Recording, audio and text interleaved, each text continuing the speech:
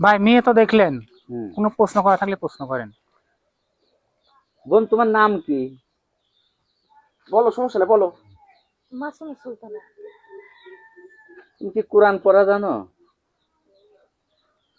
কারণ আমার ভাইটা আবার আলেম, সে নামাজ কালাম পরেশগার মেয়েকে পছন্দ করে বেশি। হাতের কাজ টাজ কিছু জানো? সেলাই পড়াই? আচ্ছা ঠিক আছে, আমরা তো বর্তমান মেয়েরা তো সবকিছু শেখা থাকে ভাই। হ্যাঁ হ্যাঁ ঠিক আছে।